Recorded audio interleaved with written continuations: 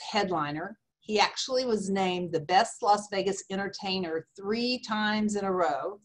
And he has taken those Vegas showmanship skills and he's translated them into television and also into being a live event host and now to all things virtual. It's also important, I think, for those of you who are joining us today from the nonprofit sector to know that Jeff is the founder and chairman of Win-Win Entertainment, which is a 501c3 national nonprofit that creates opportunities for professional entertainers, athletes, and celebrities to share their time and their talent with children who are in need, either at children's hospitals or in foster care. We at GDA Speakers booked Jeff like crazy pre-COVID-19. And actually, even more so now that things have moved virtual. It seems there's even a greater need for people to have an event MC. Those talents are really more important than ever. When Jeff and I first spoke after the pandemic hit, I know he had some uncertainty about how all this was going to work in a virtual world, and he put a lot of thoughtful consideration into it, and it has really, really paid off.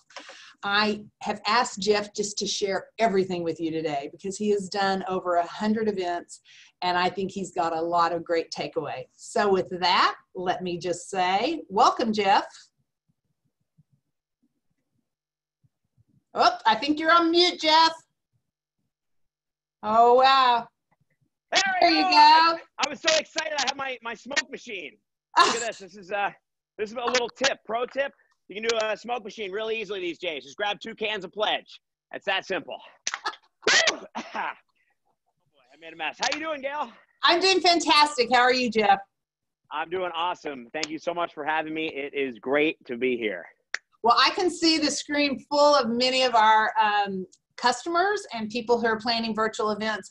And I think we should just dive right into something meaty, which is you have now done almost 100 virtual events. And I want to know what you're seeing, what works, just kind of what's going on out there virtually. Absolutely. So yeah, I've done just about 100 events now since March. Hard to believe.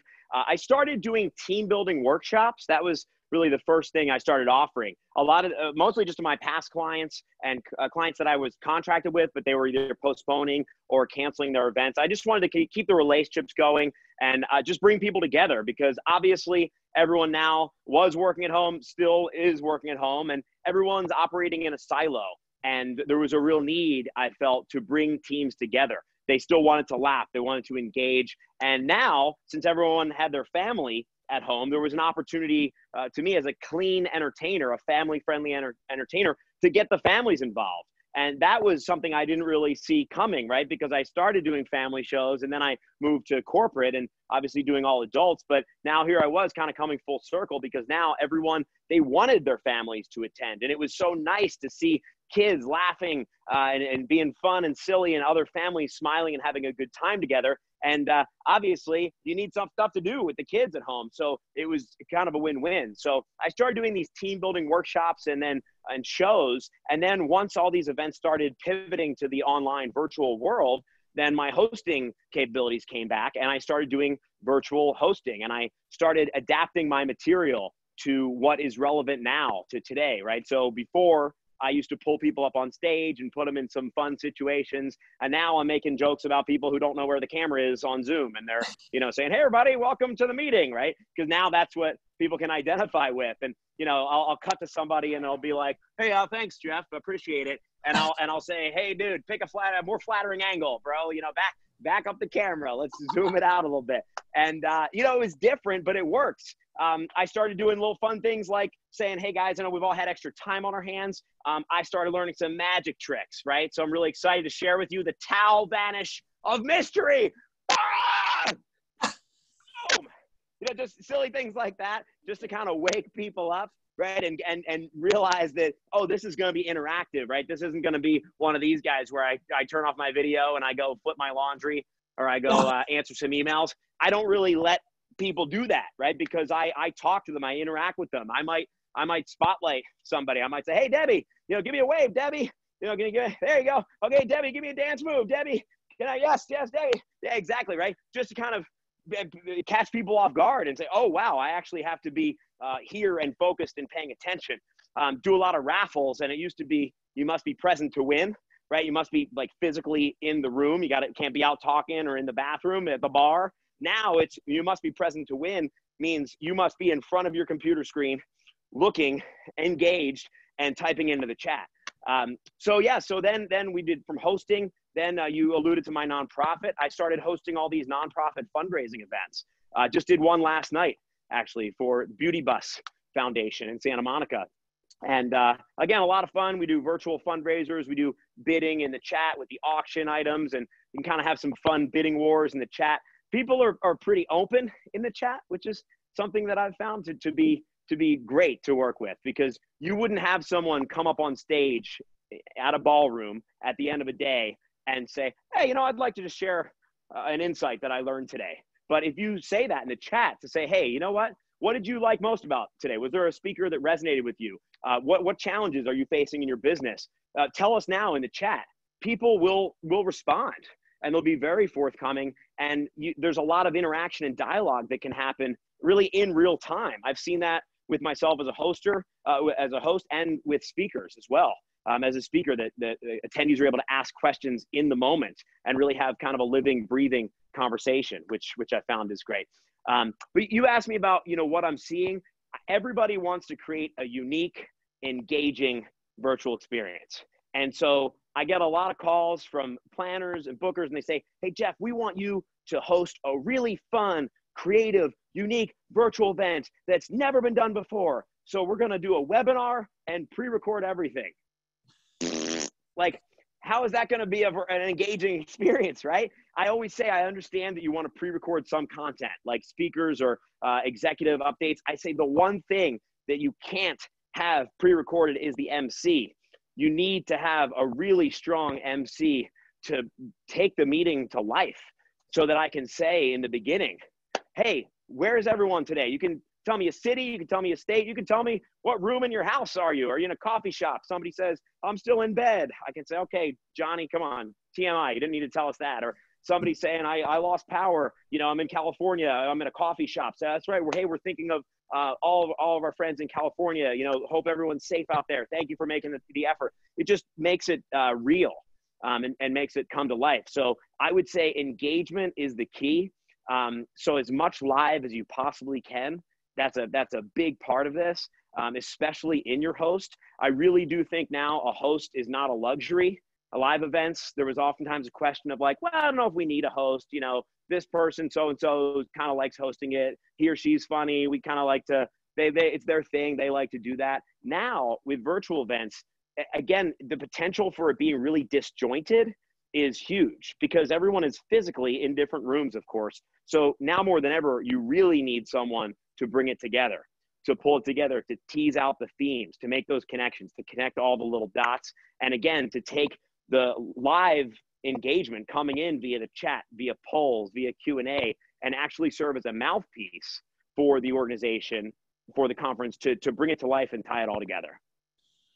Jeff, one of the things that I have wondered is, I feel like sometimes in what I've witnessed, you're more than an MC. It's almost like you have stepped into the role of being the event producer. And I'm curious how you feel about that, and how much also has your background as an actual Vegas entertainer aided you in being that producer? Yeah. That's a really astute observation, because I don't even think of that. I did produce my own show here in Las Vegas for the last 10 years. It's one of the few self-produced shows. So I'm used to thinking about lighting and angles, and transitions is the key. Transitions, that's the key to any good meeting, but especially now virtually, is how does something flow, right? How do you get from point A to point B? Otherwise, it's just you're just playing a bunch of videos, right? And then it's like, well, you should have just emailed the content, right? You need to kind of take the attendee on a ride, on a journey, on a story. So I think that's really important. I never really set out to be an event producer, but I think as a host in this brave new world we're all living in, I do think it really naturally really bleeds into the production aspect. I always tell planners, I give them 3 options. I say, Option number one is I'm doing my self-contained comedy show, team building workshop, keynote. It's self-contained, right? You're producing the event somewhere and you cut into me here at the studio and I do my thing. And that's kind of the easiest, of course. And that's what I would say probably most speakers do. They have their keynote, virtual keynote now. They cut in and do their keynote. The second is when I'm hosting the event, but someone else is producing it. So that is like my tech team is here on standby, on headset, on intercom, talking to another crew in Orlando or wherever, and the client's in Chicago. And I'm wearing an IFB in ear, and I have a producer, in Orlando saying, okay, Jeff, we're coming back to the video in 3, 2, 1, go. And then I see myself pop up on the return feed and I say, hey, wow, what a powerful talk from so-and-so. And I transition into the next segment, right? Then the third option really is when we are managing the live stream, which is, Gail, what you're saying, that we're producing the event. That's obviously more time, and therefore it costs more because you need to collect all of the assets, any of the pre-recorded assets, the slides, the videos, and then we're in charge of all those other people coming in live. And I know, Gail, we've done a bunch for Entrepreneurs Organization, and it's kind of stressful, right? Like you've got somebody who's on deck in the waiting room who's zooming in from Uruguay, like Nando or someone, and you're kind of making sure that they're in at the right time and they can be seen and heard clearly, and that's challenging, right? So that requires a lot more work and a lot more setup, a lot more rehearsal time to pull that off. And I never really pushed that.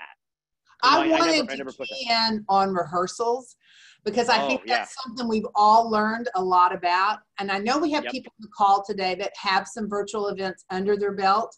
And we also have people on that are just now realizing they're going to need to do virtual. Talk a little bit, Jeff, about the importance of rehearsals and how involved they are. It's been a surprise to me. Yeah, I mean, absolutely. The first thing I always say when I'm talking to a client about the timing of it is we say, okay, the event is this date, pre-recorded or live, and let's back up and let's get our rehearsals on the calendar because there's a lot of moving parts and a lot of people to coordinate with, and the rehearsals are essential. I now require, and I say require, it's really for the client. It's not for my benefit. It's for the client. I require 2 rehearsals, which is a tech rehearsal, a full tech rehearsal where we're rolling all the assets. You're looking at me, what I'm wearing, how the lighting looks, how it sounds, whatever platform we're using. Maybe we're using vMix on the back end and Zoom on the front end, or the various other platforms.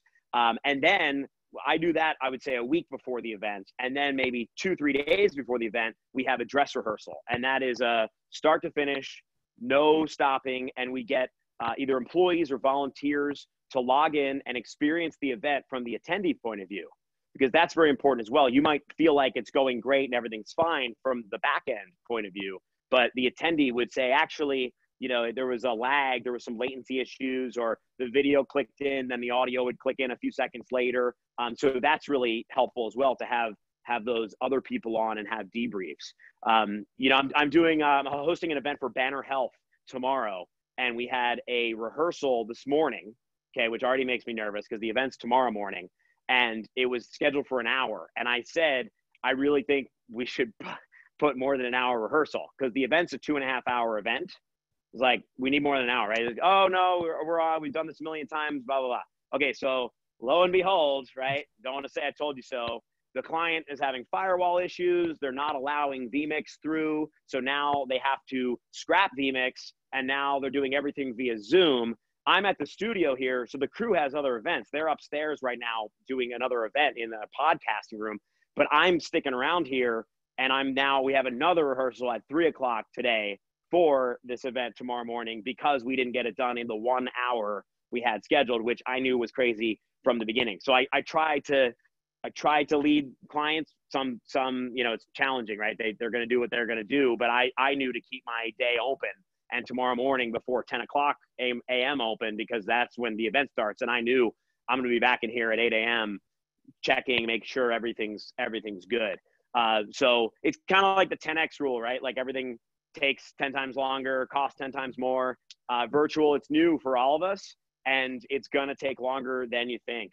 So I just got another email back, again, interesting. I'm hosting Financial Planning Association at the end of this month, and they had 46 pre-recorded intros for me to do of all these different breakout modules that are going to be pre-recorded, but then I'm hosting the event live at the end of the month. So I had to record all these 46. Well, you know, of course, once we sent them all off, I have to redo one of them. And they actually changed their graphic, their logo. And so I had it on a TV monitor. And so they need me to re-record that.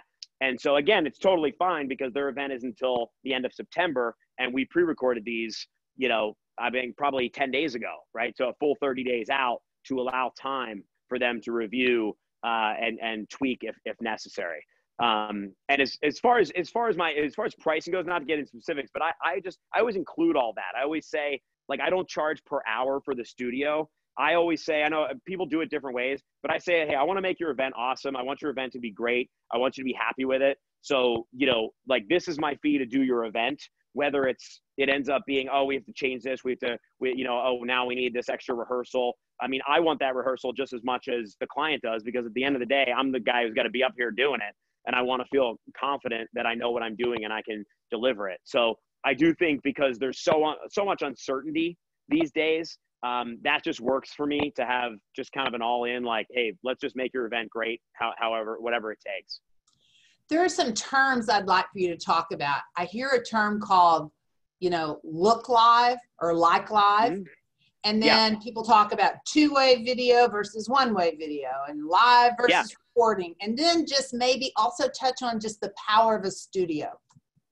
Absolutely. Okay, so getting back to the webinar versus meeting, that's kind of shorthand code for one-way video, like a broadcast, versus two-way video like this, where we can all look and see each other.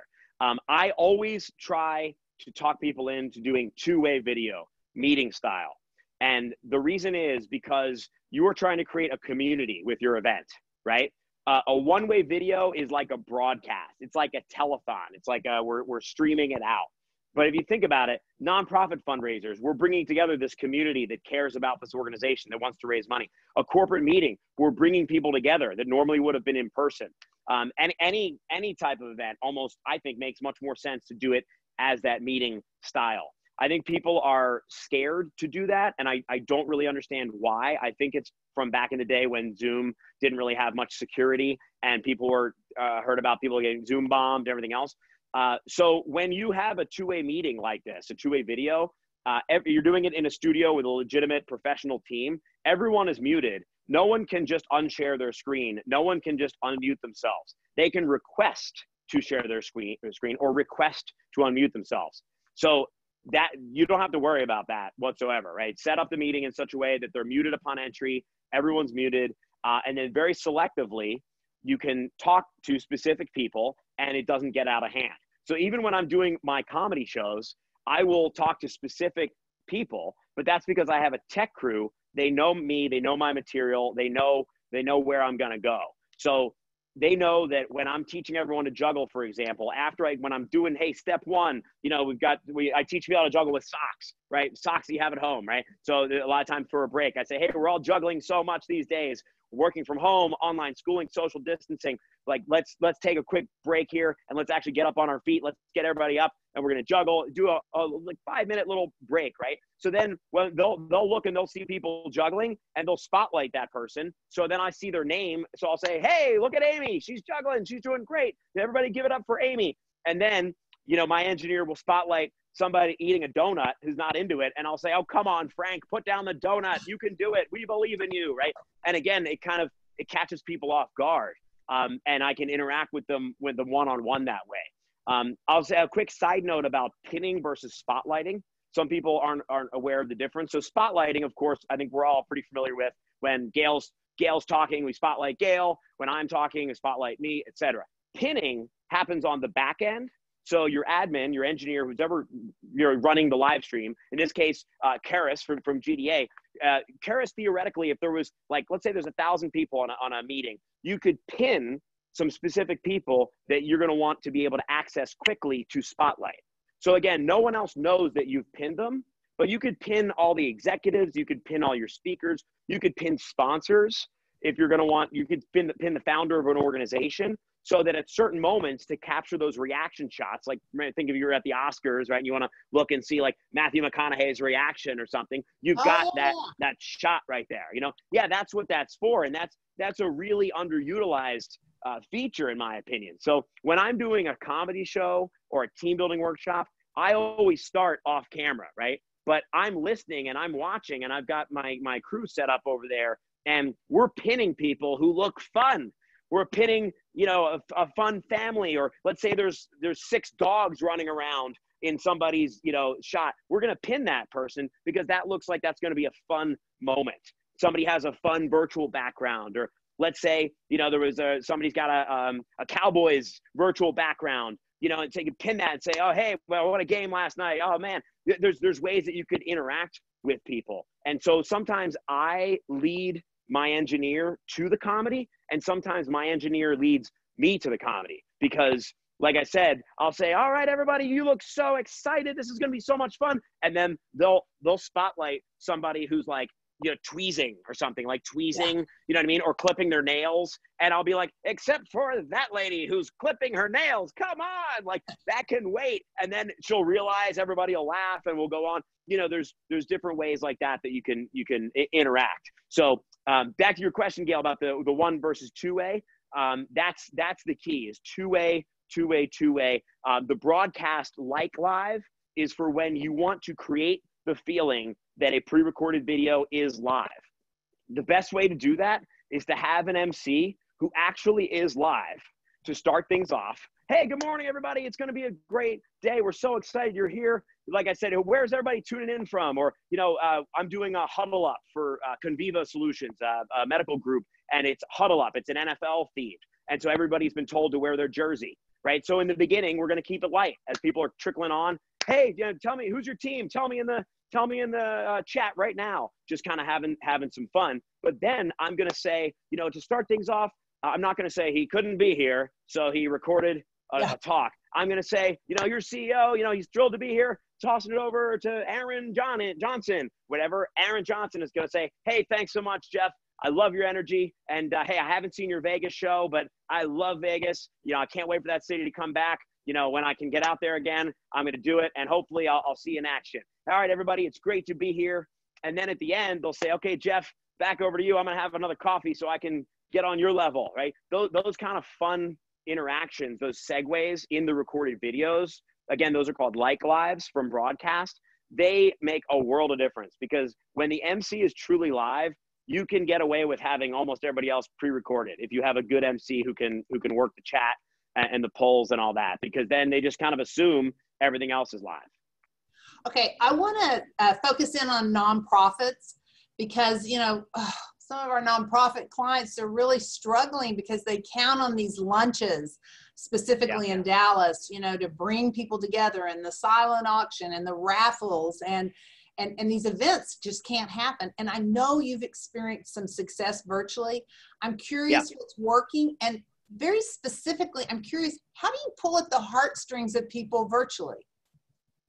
Right. Okay. Yeah. Great questions. So I think because I do have my own nonprofit, I do think that's helped, at least in Las Vegas. I've done a lot of events for American Heart Association, Juvenile Diabetes Research Foundation. And then I started posting that I was doing these, and people said, oh, you've done nonprofit. He understands our world. He understands our needs. He understands how to, you know, tug at the heartstrings, how to bring people together, how to recognize sponsors, et cetera. So I'm going to go back to what I said before about the meeting, the two-way video.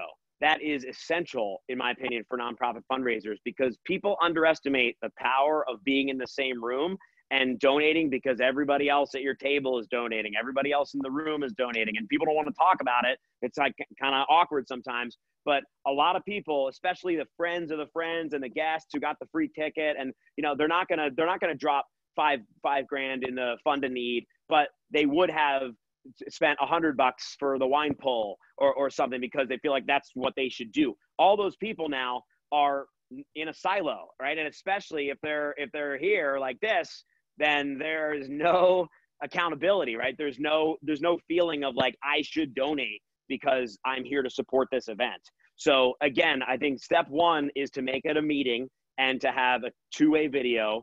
And again, step 2 is to have a host who makes sure that people turn their videos on and interacts and kind of lets the event breathe, and it feels like a community and not just they're sitting and watching a show.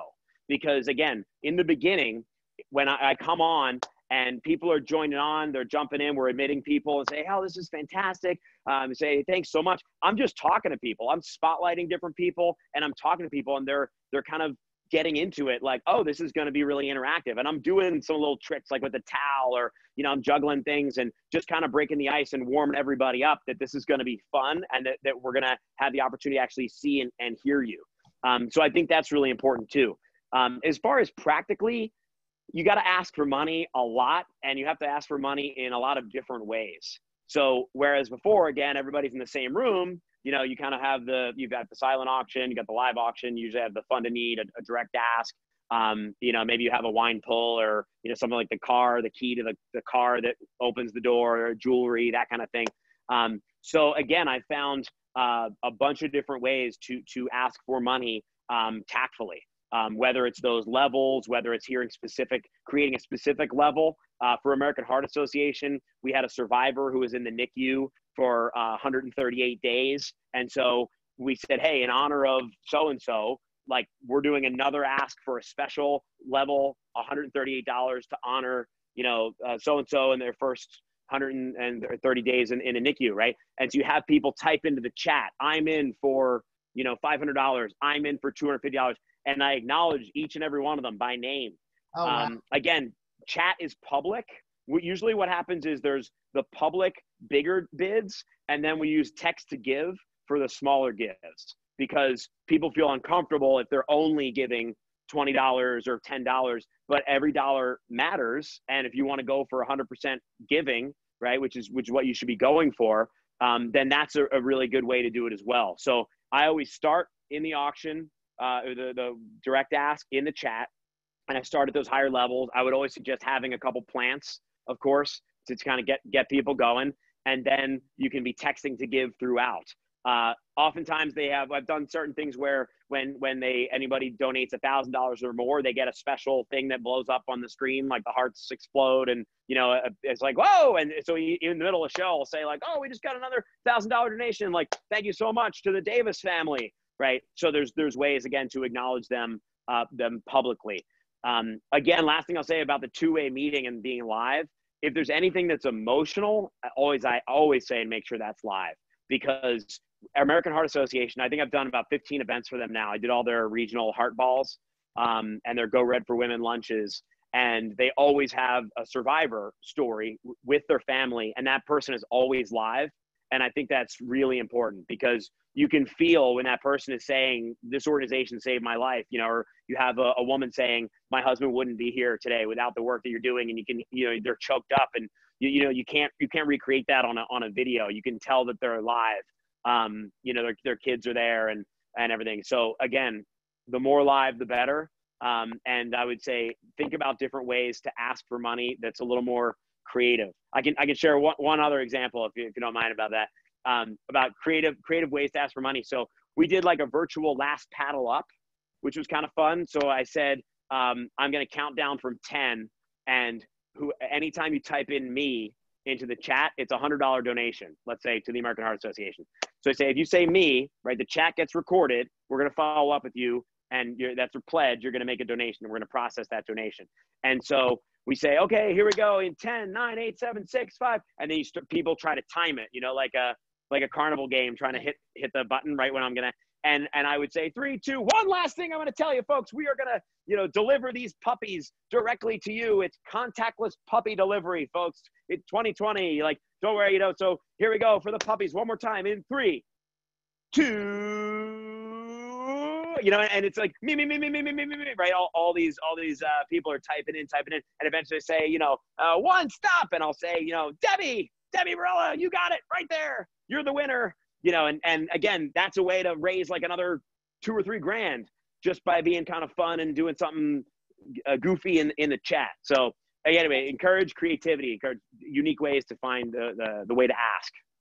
So we did set up our meeting today as two-way, and we haven't even gotten to any audience questions. So as we do every time we do one of these, we're going to be respectful of your time. And for those of you that need to hop off, it's 2:30. We understand that. But Jeff's agreed to stay on for a few more minutes if there are any questions. So I do want to point out that our next Live with GDA is September 28th with Lisa Bedell.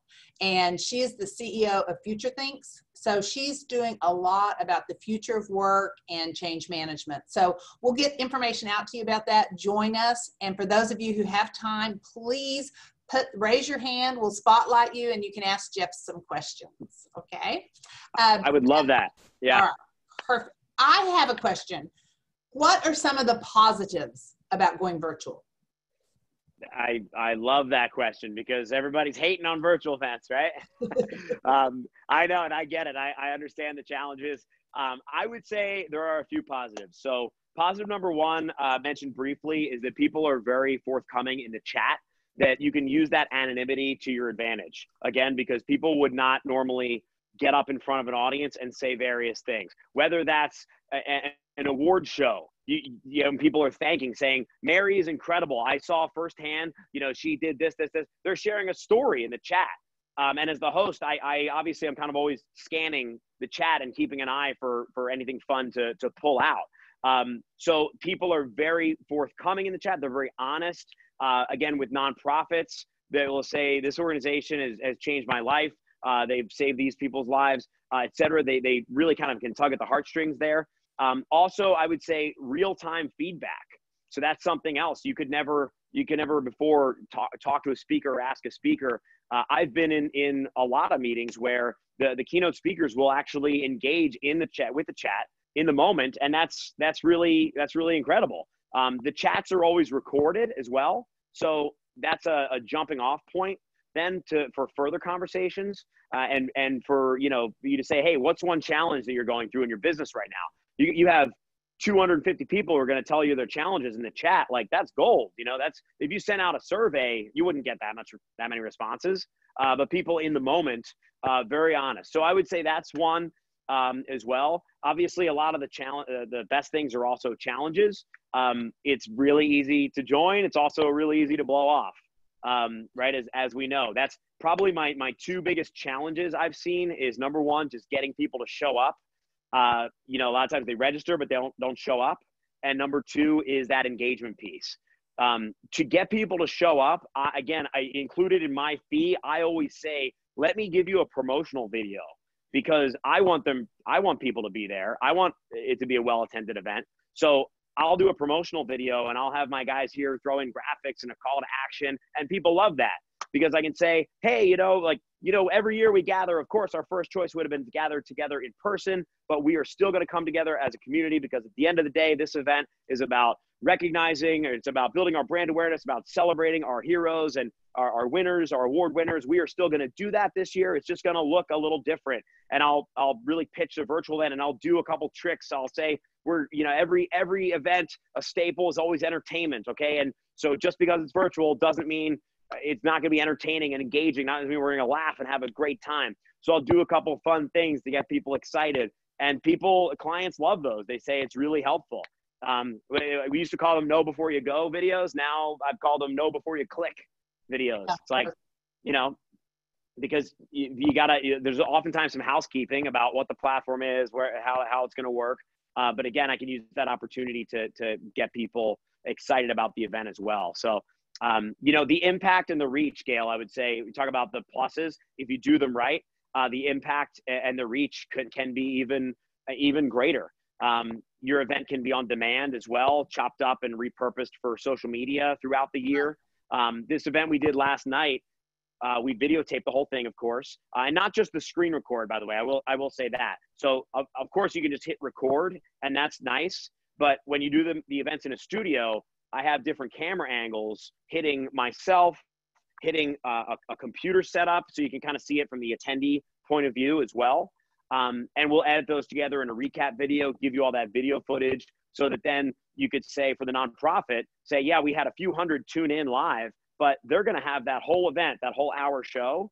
And they've talked about maybe putting that behind a paywall. Right. So that then, hey, you know what, make a donation for $20. You can experience the event. We had entertainment. We had all this fun. We got to celebrate our heroes. And so that's another source of revenue that could continue on, as well as, you know, keeping the content and the messaging out there, living online as well. Perfect. Did you see the question from Holly? She wanted you one more time to give the definition of like live. Absolutely. Yes. Thank you for pointing that out. Hey, Holly. So yes, a like live is a pre-recorded video that is created to, just like it sounds, actually look live. So it's a like live. So it's when you have that segue, you have the speaker, you know, say, hey, thanks so much, so-and-so, right? Whoever came before, it's great to be here, as opposed to, and this always kills me, is when you say, hey, I've got somebody, and, you know, and they go, well, it's great to be here today, you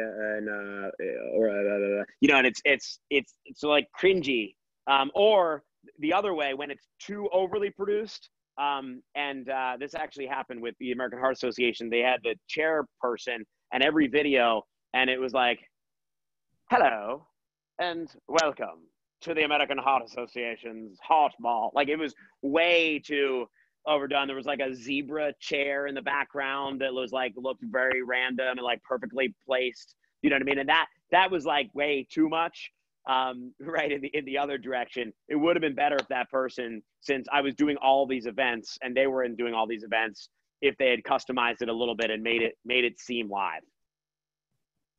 Okay, perfect. I did have a question about comedy. Does it always work virtually? I mean, I think you're funny. But I mean, do you have to, Gail? Yeah. Gail, 10 years on the strip, and now my act has been reduced to this. Years of my life, learning all these crazy stunts and learning how to work a crowd. And now I get this. This is what I get.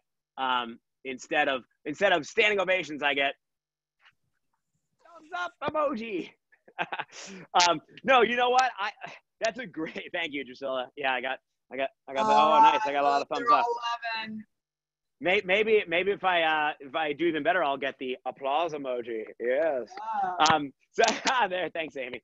So yeah, you know, I think it's all about authenticity, honestly, just like all these virtual events. I am extremely, with these virtual events, extremely tell it like it is. You know, unless the client really doesn't want me to be, I just kind of poke fun at it a little bit, right? Playfully, not the event, but me. And I'll make jokes just like I did with the towel. And I'll say, you know, somebody will say LOL in the chat, right? And I'll say, you know, I've been, you know, used to playing in Vegas and having hundreds of people. And now if I do a really good joke, I get an LOL, like, thanks, Rachel, you know, and then they'll laugh, right?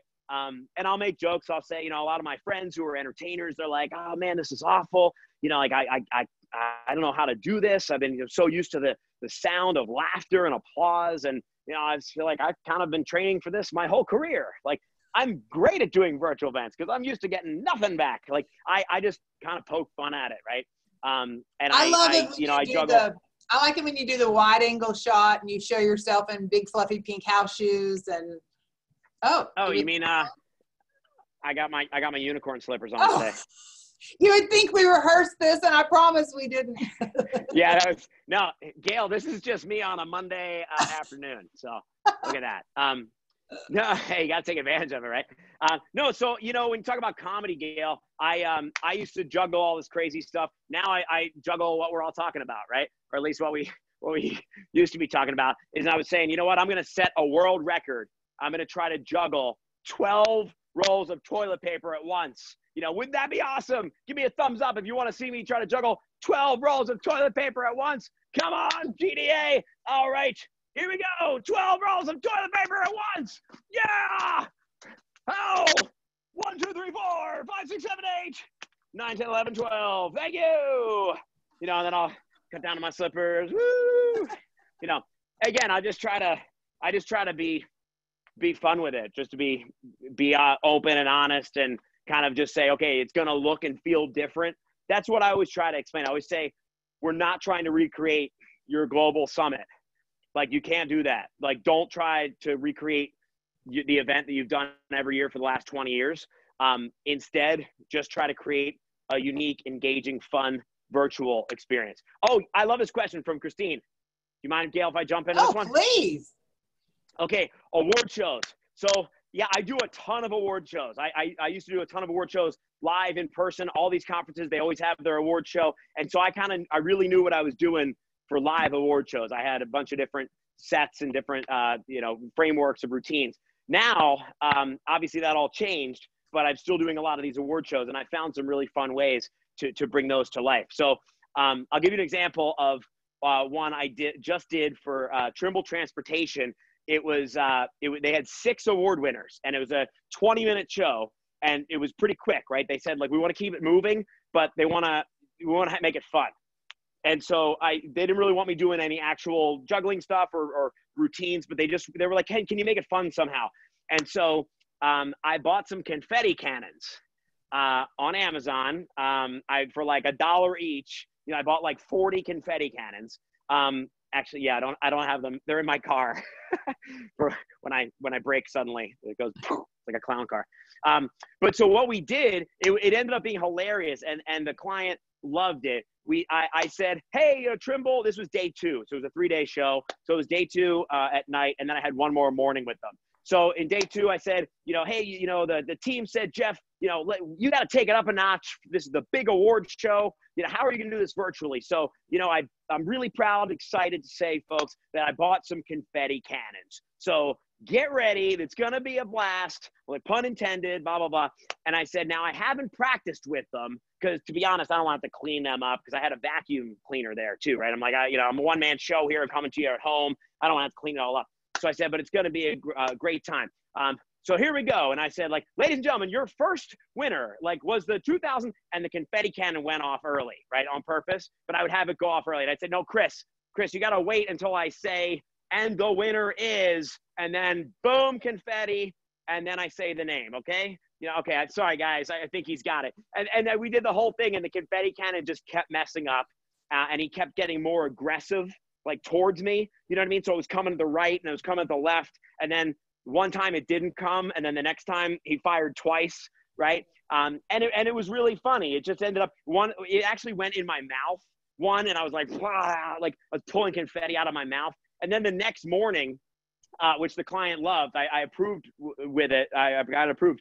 But the next morning I said, hey, welcome back, everybody. Thanks for bearing with me. Last night got a little crazy. The cannon's under control, but really appreciate it. All right, day 3, folks. And then we fired the confetti cannon again, and I was like, come on, really?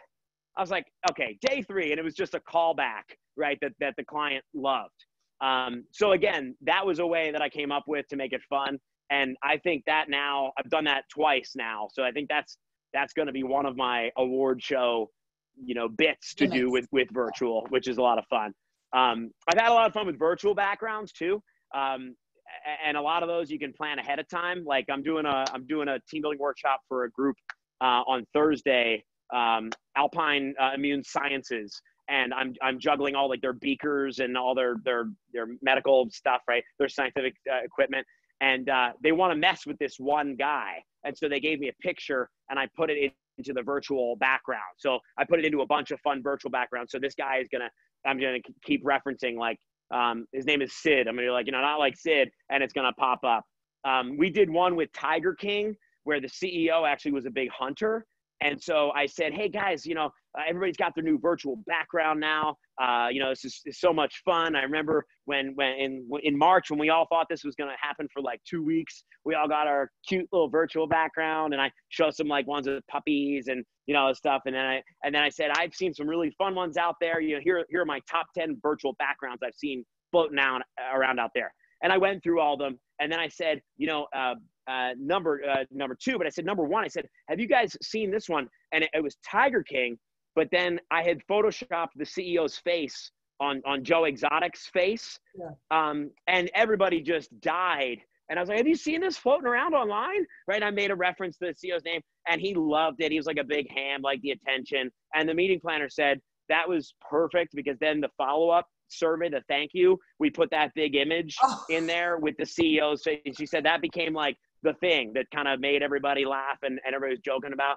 So again, I like to do things like that where I can really have some pre-calls. I love the discovery Zooms with clients to say, hey, what are you trying to accomplish? And then with virtual, it's kind of nice. It's like being a little TV studio. I can create a lot of different effects based on what you tell me. So if you say, hey, we want to highlight these sponsors. Here's another one I came up with for a nonprofit. They had 60 sponsors they wanted to thank, 60. And they said, Jeff, how are we going to, I can't have a sponsor for everything. Here, sponsor the thermometer, sponsor the raffle. Like it's too much. And so I came up with the idea to do a digital bingo card so that when you registered, you download a unique digital bingo card. And you can load up all the sponsors. And then throughout the show, we had different sponsors in the corners and would come up on the screen. So you had to be paying attention, right? Because then you'd see, oh, there's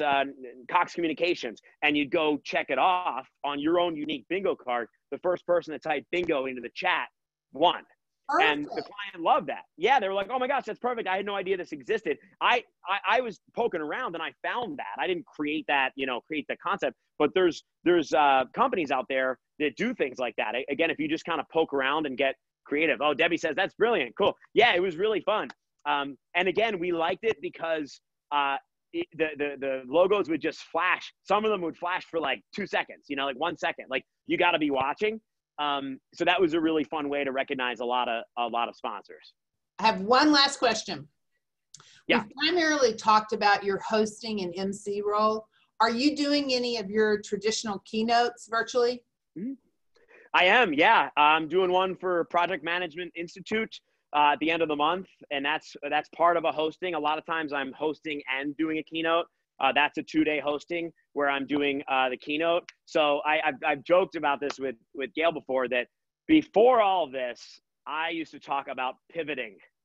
When this first happened, all my friends were like, oh, this is going to be great for you. Like now everybody's like, if I hear that word one more time, like nobody say the word pivot. I'm so sick of the word pivot or reinvent, all that, right?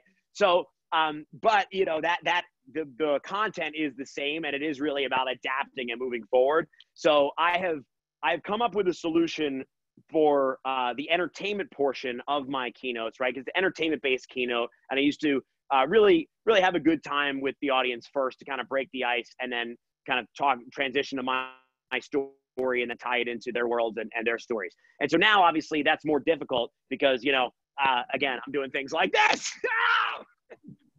So it's much more challenging, right? So instead, what I'll do is I'll do the talk, but then I call it the talk juggle through it.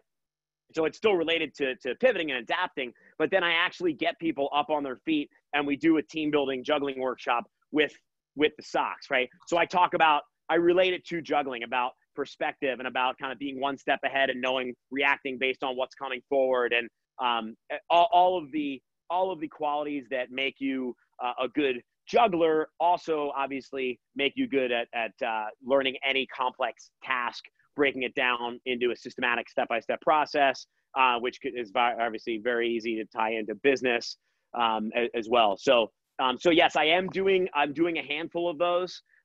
Gail, I would say usually tied in with my role as the MC. It's usually like an add-on.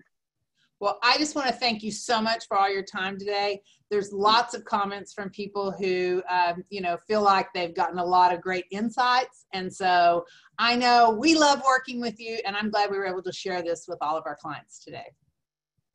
Awesome. I had a blast. If anybody has any other questions, you can send them to Gail, pass it on to me. Happy to jump on a chat or a Zoom with That's you right. and go from there. If you want to bring Jeff in to host an event or help you produce the event, be an MC, be a host, let anybody on the GDA team know, because that's what we're here for. Thank you, Jeff. Okay. All right. Yeah. Bye-bye. All right. Bye-bye. I'm out of here.